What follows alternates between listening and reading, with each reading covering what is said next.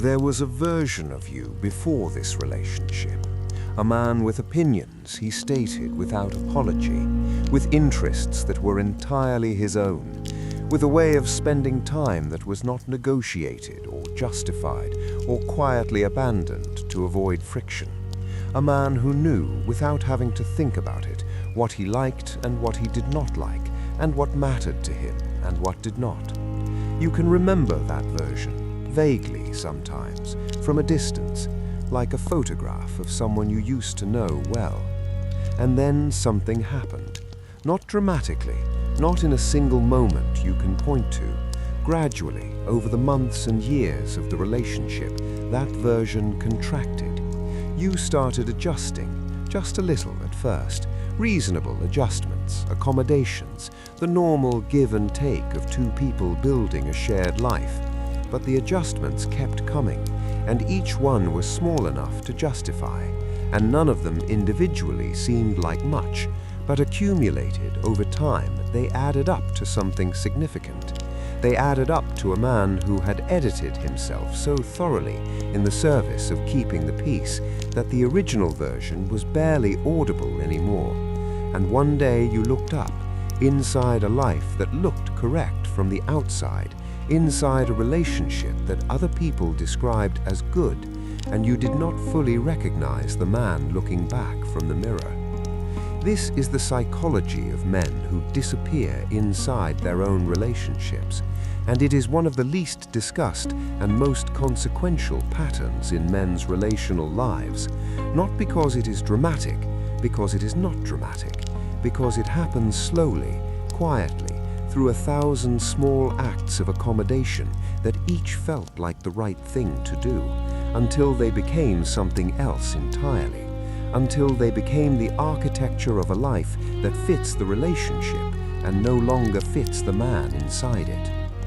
It starts with conflict avoidance. For most men who run this pattern, there is a deep and specific discomfort with relational conflict, not disagreement in the abstract, but the particular emotional texture of a conflict with someone they love, the raised voice, the tears, the withdrawal, the days of tension that follow a confrontation. These things cost a man who is wired this way more than they cost someone who can have a difficult conversation and move through it without carrying the weight of it for days. And so he learns to avoid the cost. He learns that certain opinions are not worth expressing, that certain preferences are not worth defending, that certain things that matter to him matter less than the peace that follows choosing not to insist on them. The problem is that the peace bought through self-erasure is not real peace. It is the absence of visible conflict, and absence of visible conflict is not the same as two people who understand each other and have genuinely worked something out. It is one person disappearing and the other person not noticing, or noticing and not saying anything, because the disappearance makes the relationship easier, because a man who does not push back, who does not express needs, who does not insist on being seen in the full complexity of who he is, that man is, in a certain sense, easy to be with. And easy is comfortable. Easy is mistaken for harmony. And the man who has made himself easy has made himself, in the process, invisible. It deepens through accumulated precedent. Each time he does not say what he thinks, the silence becomes slightly more normal. Each time he abandons a preference to avoid friction, the abandonment becomes slightly more automatic. Each time he adjusts his way of being to fit the emotional climate of the relationship, the adjusted version becomes slightly more the default. And what started as a choice to keep the peace in this specific moment slowly becomes a condition. The choice calcifies into character. The adjustment becomes identity. And the man who set out to be accommodating in a relationship ends up accommodating himself out of the relationship entirely, present in body, absent as a person. There is also something specific that happens around emotional expression. Most men who disappear inside relationships have a history of their emotional experience not being well received. partner who responds to his upset with her own larger upset, who makes his difficulty about her own feelings, who cannot hold his emotional experience without it activating her own. And he learns in that environment that expressing his experience creates more difficulty than managing it privately. So he manages it privately. He processes alone. He presents the resolved version. He stops bringing his interior life into the shared space, and the relationship becomes a place where he functions but does not live, where he is present but not known, where he is the man who keeps things running but is no longer the man who is fully there. The disappearance is not the relationship's fault entirely. The man who disappears brings to the relationship a pre-existing willingness to prioritize peace over presence, a history of being told directly or indirectly that his fullness was an imposition, a nervous system that learned to make itself smaller as a form of love. The pattern, once running inside a relationship, can run until there is almost nothing left of the man it is happening to. The first thing that gets lost is the friendship with yourself, the version of you that knows what you think and feel and want, the internal compass that every man needs to navigate his own life atrophies when it is never consulted. When you consistently override your own preferences, your own reactions, your own sense of what is right and wrong in a situation in favor of managing the relationship, you lose access to those preferences. Not immediately, but gradually. And the man who has spent years not listening to himself eventually stops hearing himself. And when he tries to locate what he wants from the relationship, from his life, from the years ahead, there is a blankness where the answer should be. The second thing that gets lost is the respect of the relationship itself. This is the hardest truth in this entire episode to say clearly, because it sounds like blame, and it is not blame, it is psychology. When a man disappears inside a relationship, when he stops having opinions that land, stops defending positions, stops being the kind of presence that requires engagement and navigation and genuine meeting, the relationship loses something. It loses the friction of two real people. And the partner who is left relating to a man who agrees, accommodates, and disappears often reports eventually feeling that something is missing, that she has a partner who is present and somehow not there, that she is not fighting with him because there is nobody to fight with, that the ease of the relationship has a hollow quality she cannot name. She wanted a man who was fully there. What she has is a man who trained himself in the service of keeping her to be as present and as absent simultaneously as possible. The third thing that gets lost is the man's own sense of legitimacy. When you spend long enough not mattering enough to defend, you stop believing you matter. When your preferences are consistently the ones that yield, you stop believing your preferences deserve to win.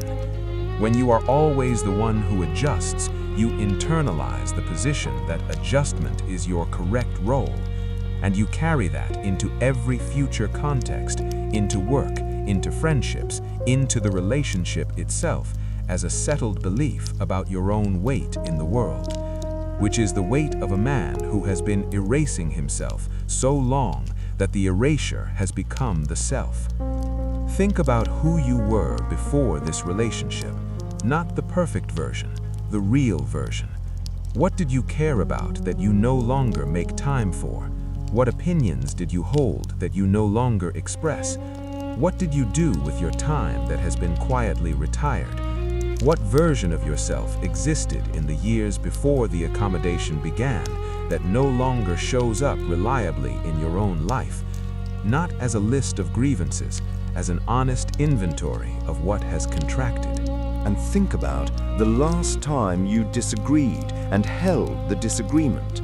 Not started a fight, held a position, stayed in it past the first sign of friction, kept your ground, not out of stubbornness, but out of the genuine belief that your perspective deserved to remain in the room, even when it was inconvenient.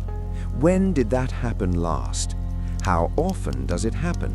And what is the ratio of times you held your ground to times you yielded, not because you were actually wrong, but because yielding was easier than the alternative? And most importantly, are you happy? Not in the performing a good relationship sense, actually happy. Does the life you are living inside the relationship as it currently exists feel like a life that is fully yours? Or does it feel like a life you are managing, a version of existence that is comfortable and functional and missing the specific aliveness that comes from being fully yourself in the presence of the person you share it with? Because that aliveness, that specific quality of being completely present as a man who knows who he is and says what he thinks and takes up the space that is rightfully his, that is not a luxury.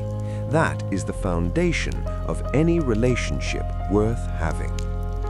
The return does not require blowing up the relationship.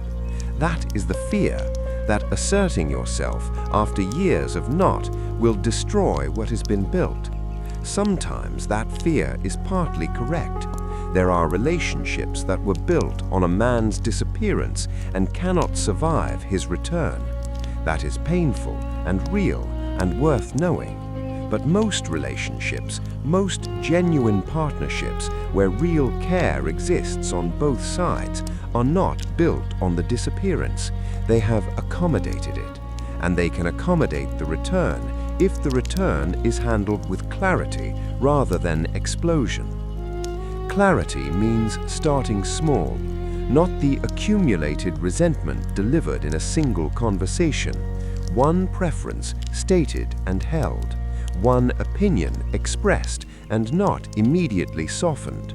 One interest reclaimed without apology. One moment of disagreement that is allowed to be a real disagreement rather than being smoothed into false agreement before it has the chance to go anywhere. Not a confrontation, a reintroduction. A man who has been absent gradually making his presence felt again, in ways that are real, which means in ways that sometimes require something from the relationship, which is not a problem. That is what relationships between real people require. It also requires understanding why the disappearance happened, not to excuse it, to change it at the source. If the pattern started with conflict avoidance, the work is to develop a higher tolerance of the discomfort of relational friction, to learn that conflict that is handled honestly does not destroy relationships, it deepens them. That a partner who knows the real man, including the parts that push back and insist and take up space, knows something more valuable than a comfortable surface. That being known fully, including in your fullness, is the most intimate thing a relationship can offer, and you have been withholding it while calling the withholding kindness. The man who comes back from his own disappearance becomes someone his relationship has never fully had, a man who is present, genuinely, unapologetically, fully present, who has opinions that land and preferences that matter, and a way of being in the world that is entirely his own, who is, in the specific way that long relationships stay alive, interesting, because he is real, because there is someone actually there, because the peace in the room, when it exists, is the peace of two people who have genuinely met, rather than the peace of one person who has made himself too small to cause trouble. That is not a lesser peace. That is the only kind that lasts. Next episode, what real masculine strength actually looks like. Not dominance, not stoicism, not the performance of needing nothing. The specific psychological profile of the man who is genuinely strong, who can be fully present, who can hold difficulty without collapsing or controlling, who can love without losing himself. What that actually looks like and how to build it. That one is next.